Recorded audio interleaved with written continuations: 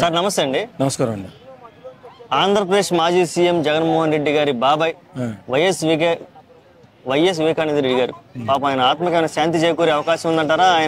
ఆయన చంపిన హంతకులు శిక్ష పడే అవకాశం ఉందంటారా? అసలు దోషులు ఎవరో తెలిసే అవకాశం ఉందంటారా? జగన్మోహన్ రెడ్డి గారు 5 సంవత్సరాల అధికారంలో ఉన్నప్పుడు ఆ కేసుని పట్టించుకోలేదంటే దోషులు ఎవరో అర్థమైపోతుంది.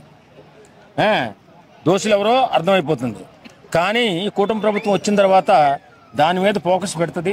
తప్పనిసరిగా ఆ దోషులు ఎవరెవరో అందులో పాల్గొన్నారు వాళ్ళందరికీ ఖచ్చితంగా రాబోయే రోజుల్లో ఖచ్చితమైనటువంటి శిక్ష పడుతుందని నేను నమ్ముతున్నాను. ఓకే, కూటమి అసలు చంద్రబాబు నాయుడు కుట్రే ఉంది అప్పట్లో అన్నారు కదా వార్తలు, ఇంకైనా దృష్టి పెడతాడంటారా? మరి 5 సంవత్సరం అధికారం ఉన్నప్పుడు అది బయటికి తీయాలి కదా, వెలికి తీయలేదంటే అర్థం ఏమిటి?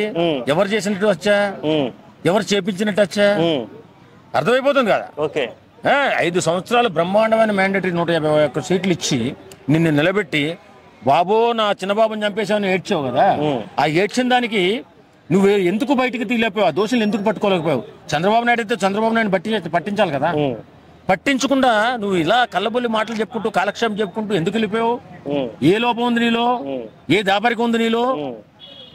ఈ దాపరికాలన్నీ లేకుండా క్లియర్ చేసుకో, లేకపోతే రేపు పొద్దున్న నీ మడికే చుట్టుకుంటుంది అది. అసలు ఏం సార్ కొన్ని రోజులు సిబిఐ హడావుడి చేస్తుంది, తర్వాత వీళ్ళు సిబిఐని వద్దంటారు.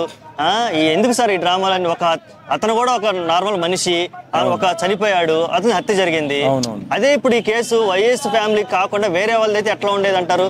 వైఎస్ ఫ్యామిలీ అవ్వటం వల్ల ఏం అడ్డుపడుతున్నాయి ఈ అంశాలు? వైఎస్ ఫ్యామిలీది కాబట్టి ఎన్నాళ్ళు ఊరుకున్నారు. వైఎస్ ఫ్యామిలీది కాకపోతే పట్టి ఒక ముగ్గురు హత్యలో పాల్గొంటే వాళ్ళ కుటుంబాలు మొత్తం అన్ని జైల్లో వేసేవారు కదా. చిన్న కోడికత్తి కోసమే నువ్వు ఎంత ఇదే చేసావు, వాడిని జైల్లో పెట్టేసి కనీసం నువ్వు కేసు పెట్టినాడు నువ్వు కూడా కోర్టుకు వెళ్లకుండా నానా బాధలు పెట్టేశావు. రేపు పొద్దున్న ఆ కేసు కూడా చుట్టుకుంటుంది జగన్మోహన్ రెడ్డి గారు. కోడికత్తి కేసు, చిన్నబాబు కేసు, 2 కేసులు ఆయన పడి ఖచ్చితంగా జైలు పోతాడు. ఓకే, ఫైనల్ గా మీరు ఏమి నమ్ముతున్నారు? ఇంకా జగన్ యొక్క పాత్ర ఎంత శాతం ఉండొచ్చు అంటారు? 100% జగన్ పాత్ర ఉందనుకుంటున్నారా?